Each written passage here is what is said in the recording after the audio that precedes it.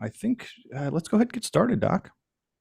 Hello, everybody. Welcome to OpenCV Live. I'm Satya Malik. I'm the CEO of OpenCV.org. And today I'm so happy to invite back OpenCV Silver member, 7sense. They are our Gold partner member. for Gold OpenCV member. face recognition. OpenCV, is it gold member? No, I'm sorry. I thought so. So, the we're all good. We'll dump it and start again. Gold, One more take, platinum, Satya. One more take. Any precious metal or gemstone. any precious metal. All right. So, I just wanted to, without getting very formal, I just wanted to say that 7sense has been an excellent partner for us. They are also the power behind OpenCV face recognition. The commercial version of OpenCV face recognition is 7sense. And today we are going to present, Varun and his team, they are going to present SenseCrypt eID, right? This is a very big launch. This is a very new concept that uses your face to encrypt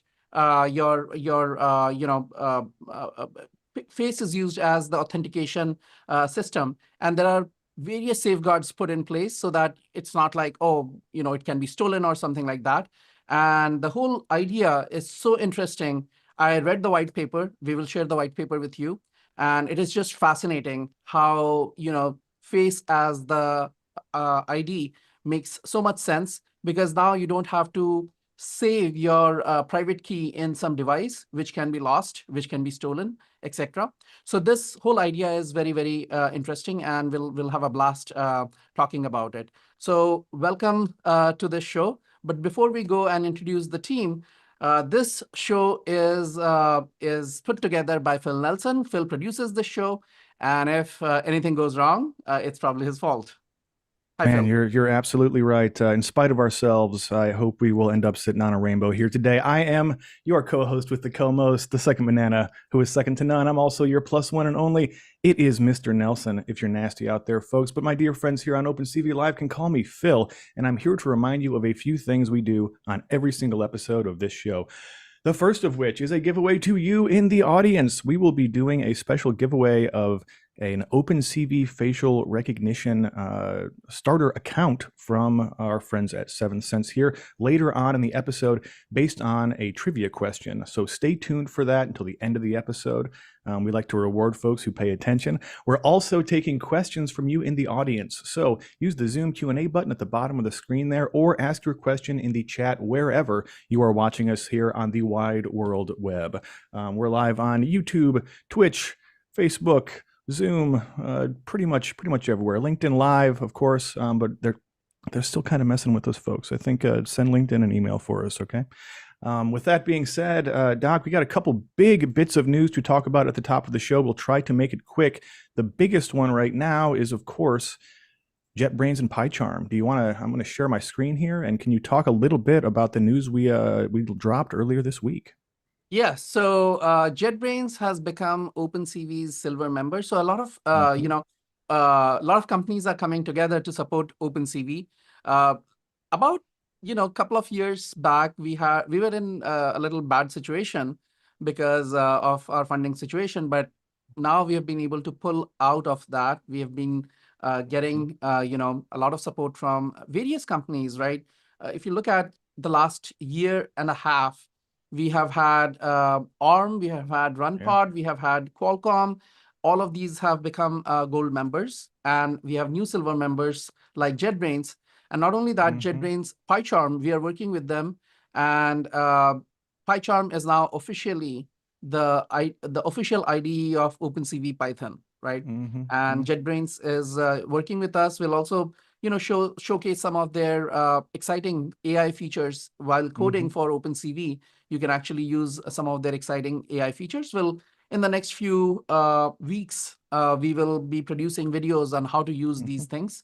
And, that's our new partner. Very excited about it. That's right. Super exciting. Big shout out to everybody at the JetBrains team. It's been fun getting this thing off the ground with y'all, and we look forward to continuing to do so. one more quick thing. OpenCV is a nonprofit organization. We depend on the support of viewers like you and organizations like Seventh Sense. OpenCV has a membership program, which you can find at opencv.org/membership. But there is another nonprofit organization I would just like to shout out quickly at the top of the show here. The Internet Archive, one of the last bits of the good part of the internet, suffered a pretty bad just like a distributed denial of service attack for a couple of weeks, and then there was a big hack where they stole like a bunch of user data. The Internet Archive is essential internet infrastructure, not just the Wayback Machine, which probably everyone watching this has used at least once. I don't think a single paper or important piece of technology has been created in the last decade that did not depend in some way on information stored on the Internet Archive. So please, if you got some spare cash out there, help out the archive. They are just essential to the functioning of the internet as a whole, I feel. So best of luck to the folks out there. That's all from me. Satya? Yeah, so we are ready for the show now. Varun, please take it from here. Start with a short introduction, all of your team members, and then we can go into the technology. And a lot of people will learn about cryptography, a little bit about cryptography, how it works, and how it works with your face. So Yeah, sure. looking So forward. let me quickly give a very brief intro of myself, Florian and Fui, who are here from Seventh Sense. So I'm a 3-time founder of a startup. This is my 3rd startup. My first startup was in the area of mobile security. It got acquired by McAfee. The product is still sold under the name of McAfee Mobile Security. And Florian has been instrumental in driving a lot of very innovative AI research in Seventh Sense. Fui has been in touch with many people who have signed up on OpenCV FR, and you would probably know her as a well-known name. So we started off with just the idea of what is the most difficult problem to solve from an AI perspective 5 years back. And it was not like classifying Coke bottles or Pepsi bottles. It was like face recognition. Though today it might seem much easier, 5 years back it was difficult. And it was difficult not just to do it at an algorithmic level, but to do it at a hardware level, because the bet we made was that, hey, we can do face recognition better than anybody else on small hardware. And that got the interest of the Singapore Armed Forces here in Singapore, and the Ministry of Defense invested in us. We did a large project for them, and that's where the genesis of our face recognition technology came about, which today now know as OpenCV face recognition. But while we were going about the OpenCV face recognition project, a lot of people came to us and say, hey, can you do face recognition in a privacy preserving way? Can you do face recognition in a way where you're compliant with GDPR? You are not going about in some gray areas in some parts of the world. And while OpenCV face recognition itself is operating in a very ethical and a very you can read our privacy policy, you can read how we treat your data and how we are ISO 27001 compliant and all that. But at the same time, there were people who came to us and said, hey, what if we don't need 1:1 recognition? What if we just want to verify people? And that took us from the realm of face recognition to the realm of identity. And this is where we are coming to you today, from the realm of identity. And it has grown from the technology that you know. It has grown from face recognition technology. It has grown from face recognition technology towards honoring all the compliance requirements, the privacy requirements that the world is coming up with. And that's where I'm going to hand it over to Florian, who's going to go into our presentation today. Thank you, Varun. Just on the for our viewers, I mean, I'll just repeat what you said so that just to confirm the ideas, right? In face recognition, usually you have you have a database of millions of faces, right? It could be when I enroll myself in a face recognition system, my face is stored in a database. And when when you're looking at people's faces, you can recognize them, and by matching it to one of the person in the database. So typically, in most systems, you would store a picture of the person or a few pictures of the person, either as a raw data, right, as a raw face, or a representation of that face, right, as a vector of this face. But in face verification, the idea is slightly different. You just have to verify whether this person is the one who is responsible. So it's not like you're looking through millions of people to find who this person is. You're verifying whether this person is the person they say they are, right? And we'll see the technology, how it actually removes the whole idea that you don't even have to present the face, you don't have to store the face anywhere without and that doesn't compromise your privacy, right? So imagine like verifying a driving license or a passport or an ID card, your badge at your company, right? So I don't need to recognize all the employees of my company for me to recognize that you've tapped your badge. I don't need to recognize all the driving licenses in the state of California for me to verify that your driving license is valid. Valid. Similarly, I don't need to recognize like your passport or like millions of passports. I just need to see whether what you're saying is valid and true. Right. And if I can validate that with your face, that is sufficient, and that is privacy preserving, and that satisfies a lot of pretty heavyweights in the world.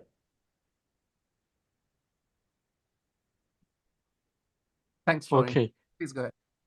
so we basically already started to talk about today's challenges, but before I want to go deeper into that, we actually have a lot of interactive stuff today. So there's both an iOS app and an Android app of our SenseCrypt eID core technology. You can scan these QR codes and download them based on the platform you're using. And on the very bottom, there's the walkthrough of Python code that also uses our SenseCrypt server. You can check this out as Jupyter notebooks that go through all the core functionalities of the SenseCrypt eID. We will later also explore a little bit of this code. And then at the end, we will have a short game. And for this game, you will need the SenseCrypt app. So it's good to already download it now and get familiar with the apps and all its capabilities. And then later, the better you know the app, the better chances you will have to actually win a prize in the game later. We'll snag these links and put them in the chat for everybody out there as well. Yeah, perfect. Thank you. So as Varun and Satya already teased, the whole digital security and identity challenge can be compromised in 4 key challenges. The one is that your digital security is constantly under attack. Like my whole systems of accounts that I have, if somebody gets access to my digital accounts, to my digital identity, they have a very great control over my life. If it's my bank account, if it's my social media account. So we constantly need to ensure that this is secure, and there are constantly new and new ways to breaking in those kinds of systems. At the same time, the legislation more and more realized that how valuable data is, how valuable personal data is, and how much protection it's needing. You have the GDPR in the EU, you have PDPA here in Singapore, or you have like things like the EU AI Act. You really look out for having like basically limiting companies to do whatever they want with your data. And it definitely looks like getting more stricter and stricter. So there is obviously a need for better privacy in the technology that we are using every day. And one special kind of personal data is biometric data, because it's essentially your identity. It's bound to you like my fingerprint it's part of me and it will always be me.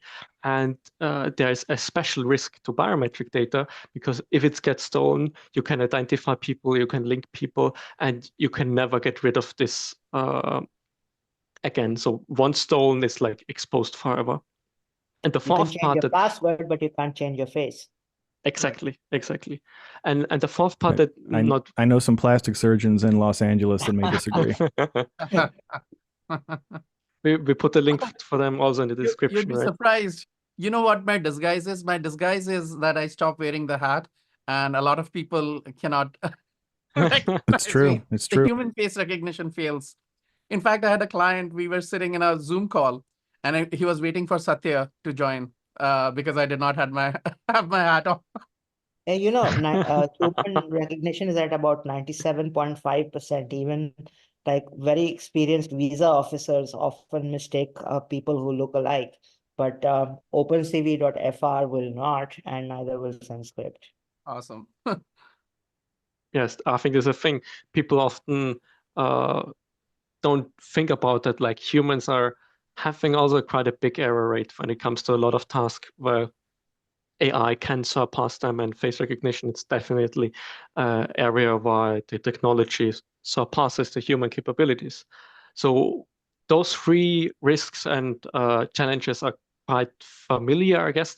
The fourth one is not something that everybody thinks about, but it's probably one of the most threatening at all, because we now see that there are quantum computers becoming really powerful, and right now mainly state actors have quantum computers that are going to become as capable as none of our traditional computers are. And this basically means that they can break certain algorithms that we use for all the security that for like securing HTTP connections, for securing all kind of encryption, decryption algorithms. So this is really a big risk in the sense of everything that we rely on in the internet infrastructure becomes much more unsafe once the quantum computers really reach that point, which currently it really looks like doing that.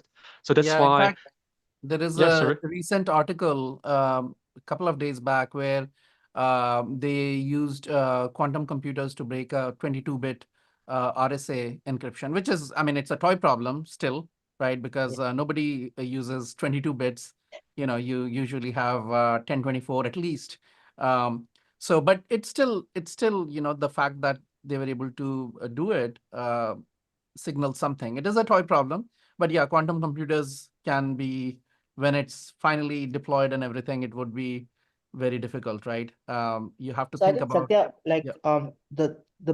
the big challenge is like, we tend to think that quantum computers will take some time. They may be like around 5 years down the horizon, 6, 10 years down the horizon. But people are already harvesting data, right? So like what you can do today is like you can uh, be a man in the middle between an SSL connection, and you could be storing all that data. You will not be able to decrypt it. You will not be able to read it.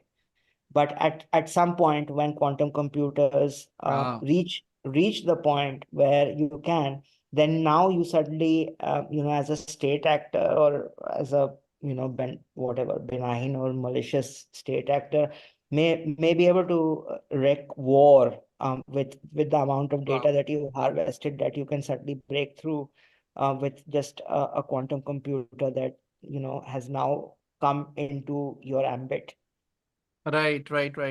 That, yeah, I mean, that's, now that you say it, it's obvious, right? But I had not thought about it, that they could be harvesting a lot of data and storing it for future when it becomes Exactly. feasible. Wow. Yeah.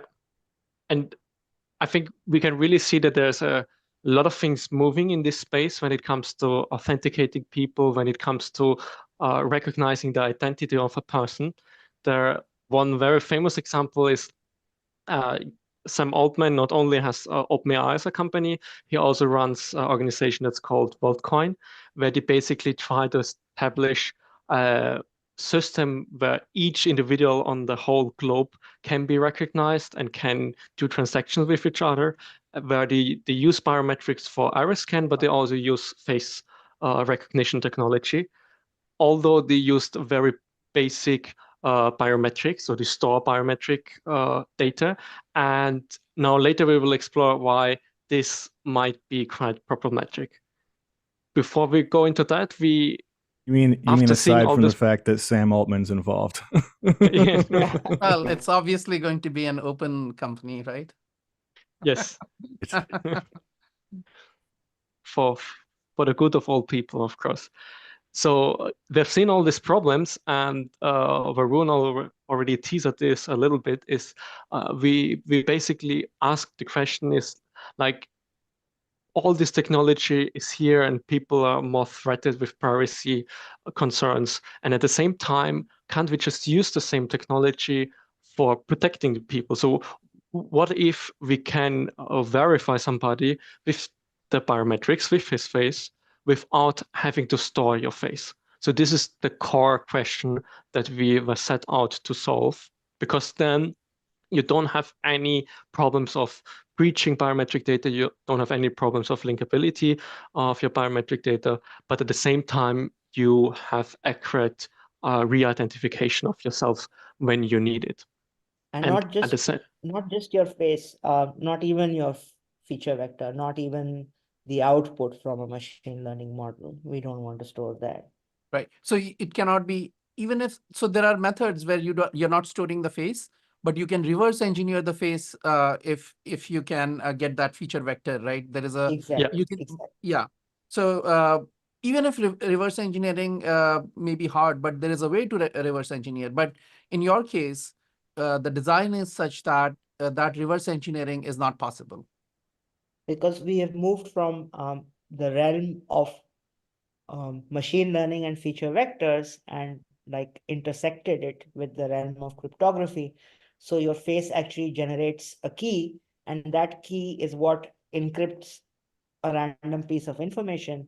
And if your face derives the key to decrypt that piece of information, then you're verified. It's not like taking two feature vectors and comparing the similarity or doing any kind of metric on these two, whether it's Euclidean distance, cosine similarity, what Hamming distance, whatever it may be. There is no metric that is possible between these two feature vectors. And it is only through the act of generating the right private key again to decrypt a certain piece of data.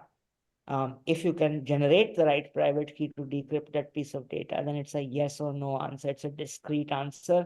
It's no longer in the continuous domain. It's a yes or no answer. You are verified or you're not verified. Right.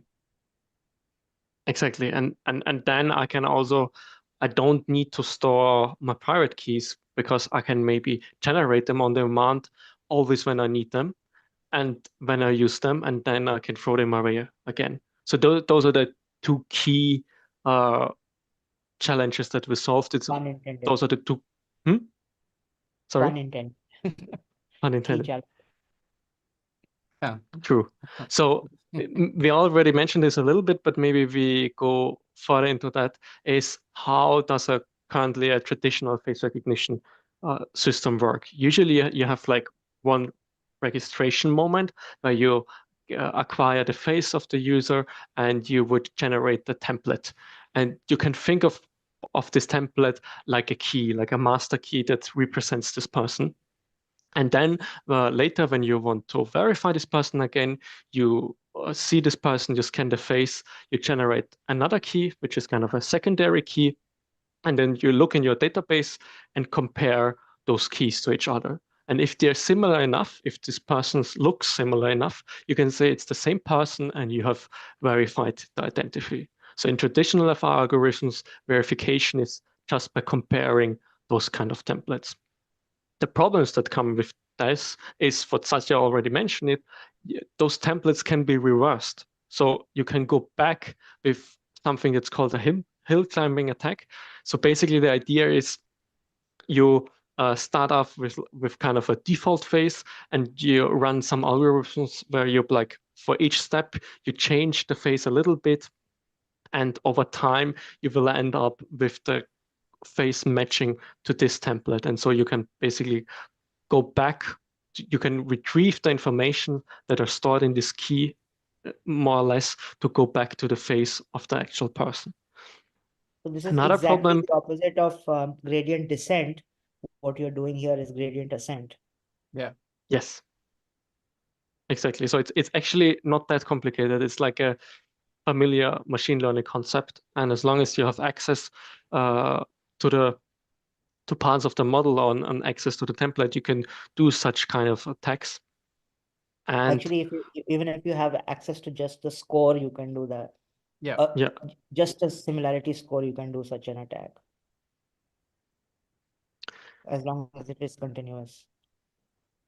another problem is that the face recognition templates can't be revoked. So if I generate a template once from a person, the same person will end up with a very similar template with the same picture. It will always be exactly the same template, and the whole identity, like all the pictures of this person, will be very, very similar. So when this is revealed once, when my template gets stolen once, there's no way back. I can never have any other template because basically this template is me, like my fingerprint. I can't really change it. And this makes it also linkable across different systems. So consider you have like one key, one template is stored in your government's application, and another key is stored in your bank's application because they use your face to log in. If somebody gets access to those two databases, they can start link together. And even if you're like the whole bank system is completely anonymized, they then can suddenly start to link you together and realize what parts of your life may fit together that you don't want people to know. So those are kind of clear classical problems of traditional face recognition. And with SenseCrypt eID, we basically can have no problems with all of those. So all those problems are solved essentially by taking this problem of comparing keys to each other to like this problem of handling biometrics. We put it into a problem of cryptographic. So now the registration is an act of encrypting something. So we take the face and we take some metadata. This could be your name, this could be anonymous ID. And then through our SenseCrypt algorithm, we generate something that's called a SensePrint. So basically, SenseCrypt is just the metadata encrypted. There's no face inside there, there's no template inside there, there's no biometric information. We basically use your face to encrypt the metadata. And now you end up with this SensePrint data structure. You can store it wherever you want, but at the same time, if somebody gets access to that, there's no biometric data. They can't reverse it. They can't compare it to somebody else. You have all these kind of features with it. If you want So to, this metadata, is that a password, or what is the metadata? okay, the It could be, metadata could be, it could be your ID attributes. Like, so for example, if you're doing a driving license, it may be your name, your address, etc., etc.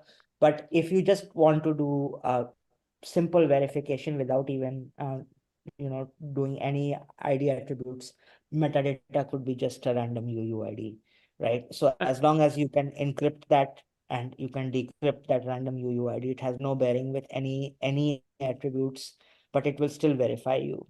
Got it. the metadata could also be applicational data. So for instance, you can store inside there access to door 12 granted between 12 and 8 a.m. And then basically the moment so the verification works like you scan the face again, you take the data from this SensePrint, which can be represented as a QR code. It can be stored in an NFC tag, or you can just store it on a server. And then you run this through the SenseCrypt algorithm. And basically now we take your face to we try to decrypt the SensePrint. And if we can decrypt it, then you're verified. And then we can also access the metadata. So we know now this person that was present here for this verification process and this metadata, they belong together. And then if you have like applicational data like access to a specific door, you can now grant this access because you know, okay, this is this person that goes in there, but you don't even know who that person is. That's the nice thing. And the cool thing about this, sorry, yeah. In the first part, which is the registration part, we took some data, whether it was your name, ID, whatever it may be, and we generated a key pair. We encrypted that data with the public key and threw it away. Next, in the next part, we took that same data, we took your face, and we generated a private key corresponding to that public key with which this was encrypted, and we decrypted the data. And if we could decrypt it, then you are verified. Otherwise, yeah, it fails. It doesn't tell you how similar you were or how dissimilar you were. Nothing. It just tells you whether it was you or not. Exactly. And same as we previously said, the normal face recognition templates, they're like a key. You can think of the SenseCrypt like a locked safe. So as Varun just said, we generate a key from your face to lock up the safe. We put the metadata inside and lock the safe, and then we throw away the key. And you know, usually if you look at the door and there's like a lock, you can't really tell which key you need for this door to open it up. At the same time, if you look at the SenseCrypt, you can't tell which person is needed to open up the SenseCrypt. But once this person is here, once you verify and you generate the right private key, you can see if it fits and if you can open up the safe. And if you can open it up, it reveals the content, you get access to the metadata. So it's if you simplify it, it's basically instead of comparing keys directly in traditional FR, we now have locks, keys and locks, and we know if somebody is the right person if he is able to open up the safe. You could think of it as like a magic keychain that I have. And if I go in front of a blue safe, my magic keychain will have a blue key on it. If I go in front of a red safe, my magic keychain will have a red key in it, and I can open it. Yeah. And the cool thing now is also from one face, from one image of a person, we can generate n numbers of unique public keys. And with this, we can generate n numbers of new locked safes. So this makes it revocable and renewable. If somebody gets access to my locked safe and I don't want them anymore, I can just generate a new one. I can't generate new normal templates from my face because this is like a one-time process. It will always be the same as we talked before. Here we have the possibility to generate a lot of them. And even if you go into the database and then compare different safes to each other, you can't tell if two safes are from the same person or from completely different people. Right. That's a good analogy. That's a good analogy. Yeah, I hope that makes it more comparable to things in the real world. I think that should always Bhupesh, help. I see some questions. I'll just answer one or two questions. Yeah, sure. We can take some time to do that. There are no keys stored, Bhupesh. So you are saying, where are you storing the key? There is no key that is stored. The key is generated from your face, and as I mentioned, it will magically appear on your keychain. If you are standing in front of a blue safe and you take out your keychain and look at this blue safe, it will generate a blue key to unlock it.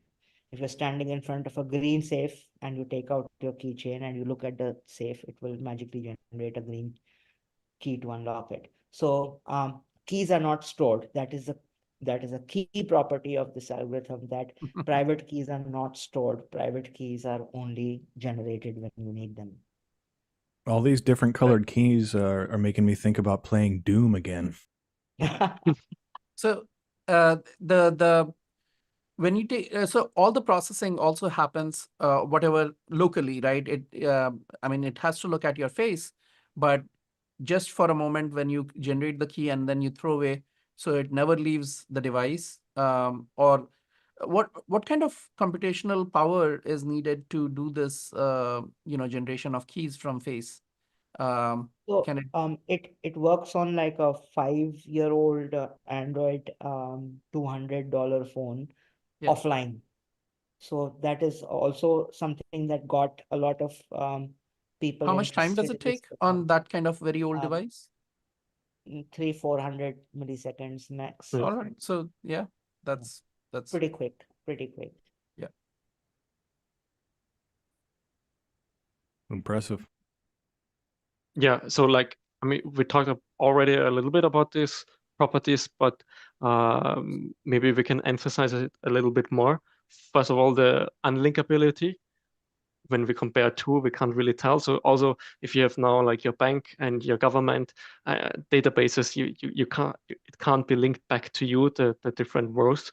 And we just mentioned the offline capability. I think that's really a great another addition to it, because we actually, when we started to talk to customers about this, we realized how much this is a use case for people. Let's say, for instance, hotels that have locations in very remote areas, the whole government identifying system, when you need to verify a driver license, when you want to verify an ID, you're sometimes out in the rural area and you don't need to talk to some server somewhere. You don't need to go back and forth in order to know that this is the right person. Because if the person has like on his driving license a QR code, they scan the QR code, they scan the face.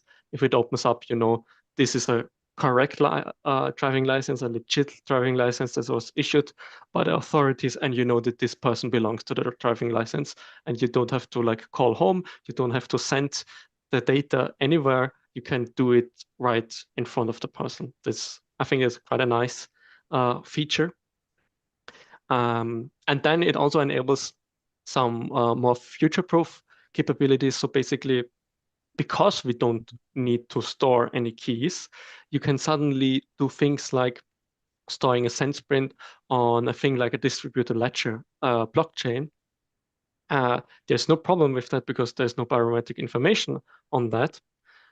And at the same time, now you can still later reclaim an identity. You can still later reclaim some kind of data, because you can go to the blockchain, download the SenseCrypt, open it up, and you can say, hey, I have the right information to do a certain transaction. So I just one slight point on the previous slide before we go to the next one. So we call this zero knowledge tokenized biometrics. So the reason why we call this zero knowledge is because if you just had a SenseCrypt, you could not tell whether it was Satya's SenseCrypt or Florian's SenseCrypt or my SenseCrypt without having a picture of Satya, Florian, or me. So if you just had a SenseCrypt, you would never be able to tell whether it was Satya's, Florian's, or mine. Only if you had a picture of Satya, you would have a yes or no answer whether this was Satya's SenseCrypt. You would still not know whether this SenseCrypt was Florian's or Varun's. If you had a picture of Satya, then you would be able to say that, yes, this is Satya's SenseCrypt. If you did not have a picture of Satya, you would not be able to know that this SenseCrypt belongs to Satya. And this is exactly the kind of technology that financial institutions and banks use. It's called tokenization. So instead of using your name, instead of using your credit card, instead of using your real address, they will substitute a UUID or a pseudonymized identifier there. And that pseudonymized identifier will function all through the transaction up to the point where it needs to be de-tokenized, which means when it needs to be used for a real transaction. But across the entire system, otherwise, it will remain tokenized, it will be anonymized, it will be pseudonymized. You will not be able to tell whose data it was. Yeah. We have a couple of questions from the audience. Maybe we should take some time answering them. So one is, how are change of appearance, beard, scar, pun handled? So basically, it's still face recognition technology. So same as with the traditional face recognition technology, it's super good at understanding what kind of changes to a face are like everyday changes, normal changes that happen over the year, like scars, like getting older, having a beard, and what kind of changes to a face are unique to this person. So what makes a person is not if you have a beard or not, it's your facial features. Okay, what is the chance to unlock another person SenseCrypt by chance? Okay, this is basically it is impossible. Maybe Varun, you want to say? Okay, sure. So in traditional face recognition, you have a feature vector, you have another feature vector, you're comparing them. In our case, we start with a feature vector and we are generating a key pair and we are binding the two together. So not only do you need my feature vector, you also need my SensePrint to do anything with it. So it's not like you can take my face and generate my feature vector from my model and do something with it. You need my feature vector, you need my face, you need my SensePrint, and you need to defeat a liveness algorithm that we have, right? So only when these three things come together, when you have a sensor which is able to generate my feature vector, when you have my SensePrint, which will generate along with my face the private key to decrypt the data inside it, and you have a live image, which means that you also have a liveness algorithm, only then will you be able to read my data. So it's not even like if you stole the model from 7sense, a face recognition model, that would not help you, because every SensePrint is unique. Even from the same face, from the same data, from the same image, it's going to be different. Right. Yeah, so that's and the that's something possibility unique, of right?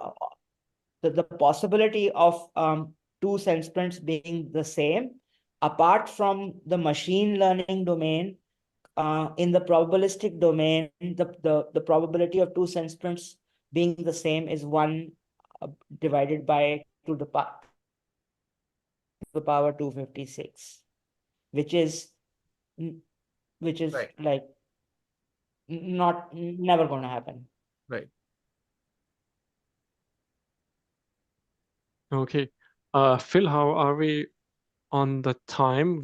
Now the next part would be a little bit to go into the walkthrough, but if we are short in time, we can make this quite short. We have about 15 minutes. Okay. So I probably just give a broad overview. If you click on this link, it will land on this GitHub page, and here we have a series of Jupyter notebooks and a nice story about Charlie, who starts getting an ID and signs up for various services, and basically in the end realize how nice the SenseCrypt technology is and how much it can enable his life. So the cool thing is here you will learn everything about SenseCrypt and how to use it from a technical perspective, but you will also understand how it translates to like a real kind of real world use case. So if you started these notebooks, you basically have to run it once and give like here some access, because it stores that when it generates a SensePrint, it will be stored in your Google Drive. But so here, this first notebook, it starts with installing just a little bit libraries. And then the first thing that we do is here we have an image of a person. This is our Charlie. And we generate a SensePrint. So you can see what actually goes into the algorithm. What goes in is first like the bytes of an image, and then some metadata. So here's like the record ID, name, age. It can be basically any kind of information that you wish. And once you send this, so this example uses our server, but exactly the same technology also exists offline as an app, or also online for app that connects to this server. And if you execute this, this is a yes. special server. So the API key and everything that you see here is connected only to this notebook, and you can be free to try it out without influencing any of our production systems. So go wild, guys, and just don't crash our system, because it's just a small instance. Right. Yes. So please crash their system. So It's a good problem. So, and when you run this, you get this QR code, which is basically already the SenseCrypt. So the metadata is encrypted inside here. This is basically the beginning of the story. Over all these other chapters, you will again and again use the SenseCrypt to do all kinds of various of things. And you can try scanning this right now, guys. The SenseCrypt that was displayed on the previous screen. You will see that Florian, if you could just go back, or is this a Oh, SenseCrypt sorry. as well? Yeah. You mean this one? Yeah. So you can try scanning it. It is actually an encrypted piece of data. You can't really scan it with a QR code reader and make any sense of it. Yeah, it will Except, just right. be click on that. random characters if you try to scan it.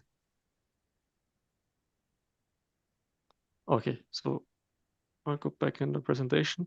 So I think we already mentioned some of the use cases, but there's still quite a few use cases that we haven't talked about, which are quite interesting. One use case that we are working together with government, for instance, is visa issuance and verification. I think that's quite exciting. Basically, the idea here is when you the country has some problems with people overstaying their visas, and then if the country is huge, it's really hard to track down people and get like an idea of where people are and find those overstayers. So what they plan to do now in the future is when you arrive at the country, they will issue your visa letter, and they use your face at the airport to generate a SenseCrypt. And inside the SenseCrypt, there is some information like your passport number, your name, and how long your visa is valid. And then when you drive around in this country and you go to a hotel and you want to check in, the hotel staff, they have like a government app, and they scan your QR code on your visa letter, your SenseCrypt, and they scan your face. And if you are the right person that belongs to this visa information, they can decrypt it and they can access the data, and then they know, okay, what's your name? Is this the correct name? And is your visa still valid? And if it's valid, they can let you stay at a hotel. And they can do all this without needing to talk to the government server and without needing to send a face image anywhere. And also on the letter, you don't need to store any personal information or any biometric information. This is an amazing use case, right? It's not just for overstaying, even for the person's own security. When the letter or the visa doesn't have the information right there, right? Then it's nobody's seeing your personal information, which is in this encrypted format. Only when you're showing it with your face and allowing people to use it, then they are able to see this information. Exactly. Right. Exactly. So It's a form of self-sovereign identity, right? You Yeah. are the sovereign over your own identity. You carry your identity. You choose who you want to show your identity to, and it is only through your act of presenting your identity that another person is able to validate it. right. And this obviously, if you lose this piece of paper, the visa, you're not losing any of your private information. Nobody can do it. You could just And this, generate a new one and print it out again. Yeah, so that information is not lost. Plus, this person who is verifying you doesn't need to connect to any government server or anything, right? They just need the locally the machine is reading this and is able to decrypt it because it's using your face to decrypt it. Precisely. Exactly. Yeah, that's really nice. Let me see if I can. Yeah, I've had some pretty big mishaps with my passport over the years that could have been maybe greatly improved by something like this. No, if you lose your passport, you're screwed. You know, the first thing you should do. You're telling me, buddy. Right. I mean, Luckily, this was like 10 years ago, but it was that was a really bad evening. Yeah, the very first thing you have to do is tell the police that your passport was stolen, because stolen passport is gold. A hot commodity. Yep. Yeah. of course. Indeed. Okay, Yeah. so we could now do our quiz. Basically, the idea here is you can see here on the left side a SenseCrypt, and if you use the app that you could install at the beginning, maybe we should show this before again. So you can download the Yep. iOS app or the Android app. Once you have it downloaded and installed and get familiar with it, I quickly go back. You can scan this SenseCrypt, and then the quizzes you should be able to answer whose SenseCrypt it is, and also what's his address. Florian, let me just Ye- show everybody a live demo before they Sure. try this out, because they may not get what's happening here. But if you can stop sharing your screen, Yeah. and then I can Yeah. start sharing my screen. Yeah. I'll show a very Then you demo can also of, mention that they need to make sure in the settings that this can with which camera this can front or back. this is an old build, older than your build, but Okay. what I want to demonstrate is that I'm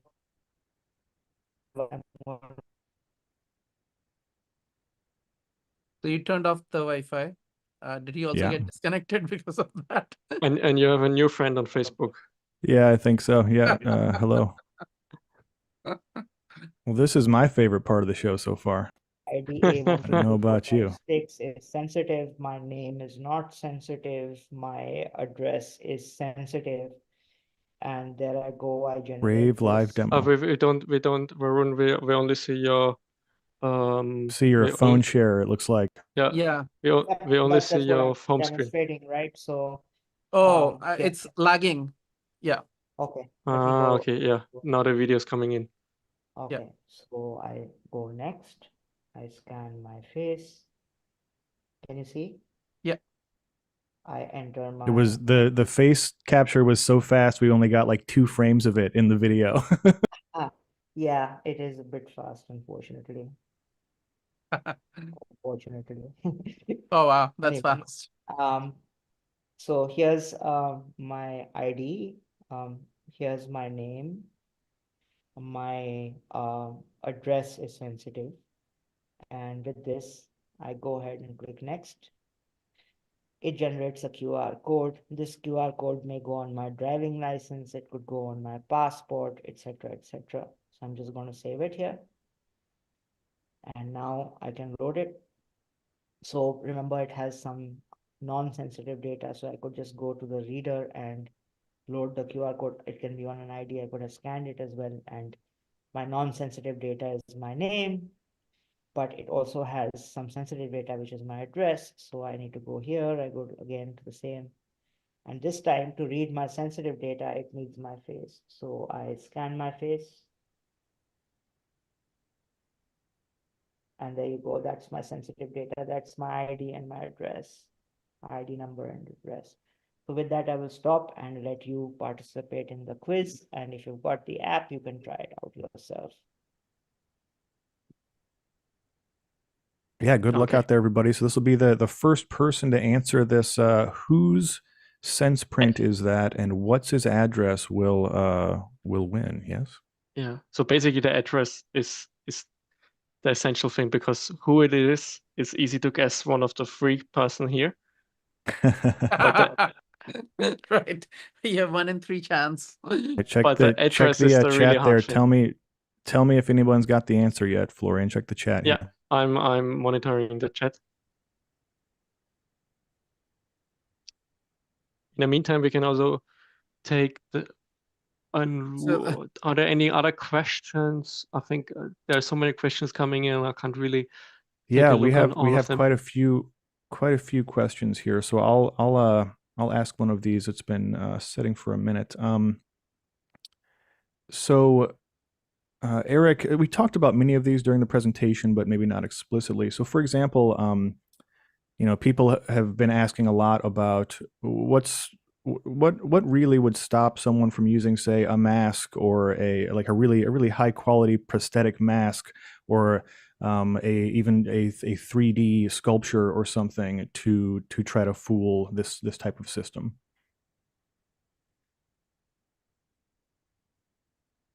So as you noticed, there was there were two levels of liveness in the system. One is something that we call basic liveness, where you can you have this movement that you need to do with your face, and that is not mandatory, but some of our customers prefer it, so we have made it as a basic option available to our customers. The second level of liveness is currently, to the best of my knowledge, ranked number one on NIST on presentation attack detection, along with our partner IDR&D. So that covers all the extreme 3D mask attacks, all of those kind of attacks. And the third level of protection that you can have is called which is known as runtime application self-protection. So there are many many different types of software that you can get online for runtime application self-protection. The very basic layer of security starts with authenticity APIs that Apple and Google have made available to you, and you can start with that. And then on top of that, you have products by companies like AppSealing, by this company in Palo Alto also, I forget its name, but there are a whole bunch of companies out there who are doing runtime application self-protection. So the first level is active liveness. The second level is passive liveness.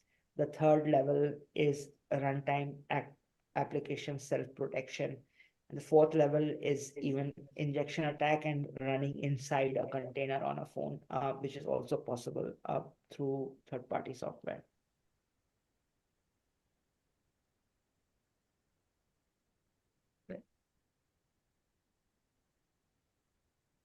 All right, checking in. So, just a quick reminder here for folks who are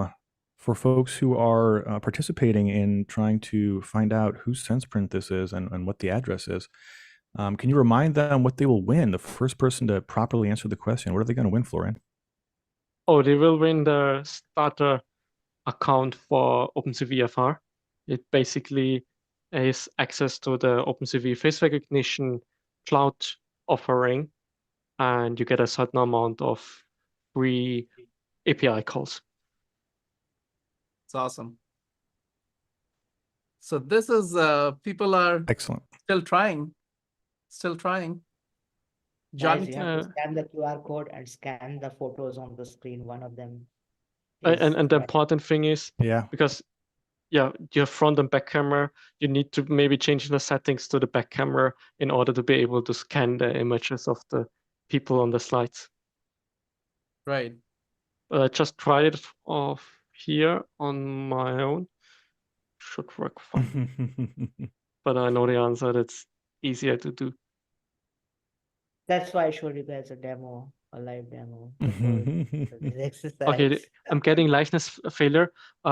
You should also go into settings and deactivate your liveness check. Yeah, see, that's why it doesn't work. That's a good one. I think. Good. Finally, we have a quiz where people are. I know. Have to put in some effort. You It's really not need just to memory. understand how the app works, yeah. And now you also take see that. that you can't just get any image of a person. You need the person. Don't cheat. So usually the liveness cheat. check is on. Don't cheat is not the answer. Don't cheat is the. I have the answer. Is the reader here it is. Oh, there's a wow. Here's the address. There is a Excellent. real address. I got it. Yes. Oh wow. This is of course everybody knows 742 Evergreen Terrace is the home of The Simpsons. Nice, and it's Partha again. All right, congrats. So I think so Partha is the the one winner. who has won the most. Is that our trivia shark? Yeah, he's the trivia shark. Oh wow, yeah, all right. Thanks. Shout out to not just Partha, trivia man. shark, he's the answering shark. So we put in a Partha rule. took a break. Yeah. So we put a rule in that he was winning so much that we put a rule in that you cannot answer if you have won in the last 2 months, right? So now that's right. The Partha rule. again. Awesome. All right. Congrats, Partha. Please send one email to phil@opencv.org. We'll make sure you get hooked up with the a starter plan on OpenCV face recognition. Yeah, Florian, you got a couple more slides or? No, that's the last slide. Just maybe take home message. So now I hope you got like a good overview of what it's capable of. But the SenseCrypt eID is basically just the beginning. I think in December we will have another session, because this core technology of the SenseCrypt algorithm we integrated in a lot of other things that enabled quite huge use cases. We will talk about this in the future. But now to wrap it up, basically at its core, the SenseCrypt eID is biometric verification without storing any biometric data, right? So we can verify you with your face without having your face. And at the same time, we are like GDPR compliant because we eliminate the privacy risk of storing biometric data on your system. And in the next episode, we will show you how right now you had to scan your face to be verified. In the next episode, we'll show you how a verifier can verify you without even scanning your face. Exactly. Wow, what a I'm interested to find out now. That's Yes. awesome. Yeah, we've got a few. One question I go ahead, have, Satya. you know, for bigger institutes like governments and banks and other places, you know, the use case is very straightforward, right? Is there something for smaller, like let's say app developers or others who can use this? You know, I'm not a big government or a big bank or anything. What are the use cases that a small app developer could use this for? I think the biggest use case is passwordless login. So you Yeah. could implement a QR system for your website where you show a QR code, user scans the QR code, user scans the face using an app on their phone, and they're logged in.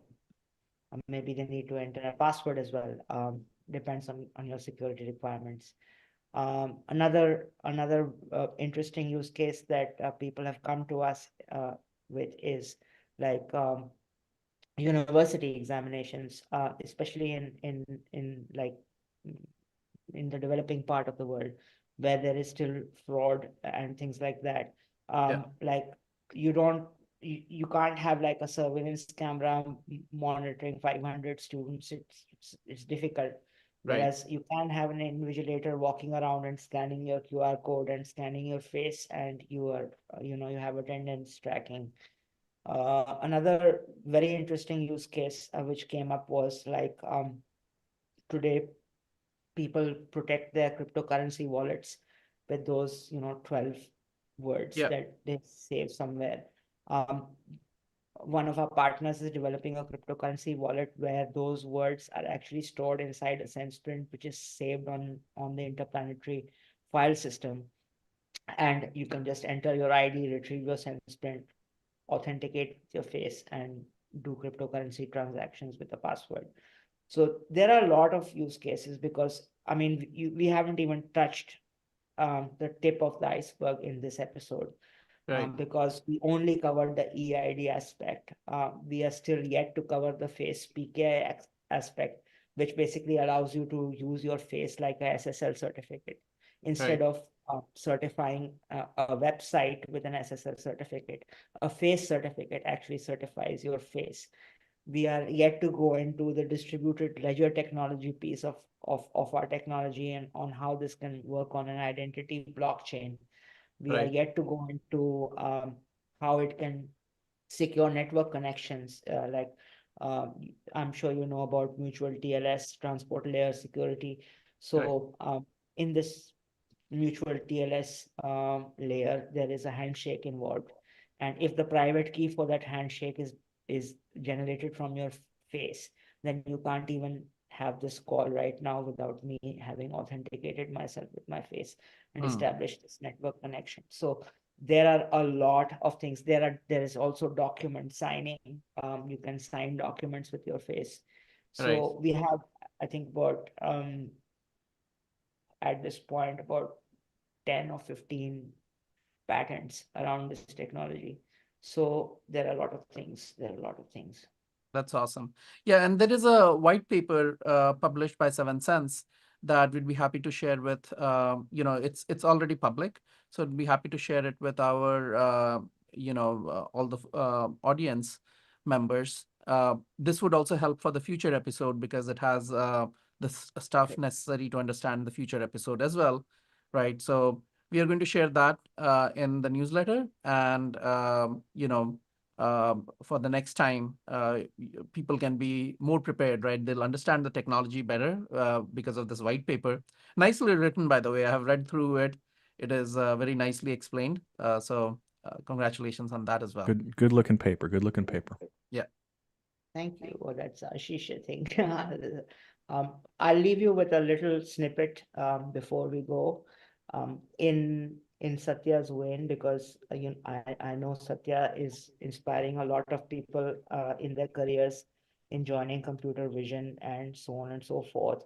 I also want to give you a little bit of a snippet here. How do I share this? I was trying to paste it in the chat. I can maybe help you. There we go.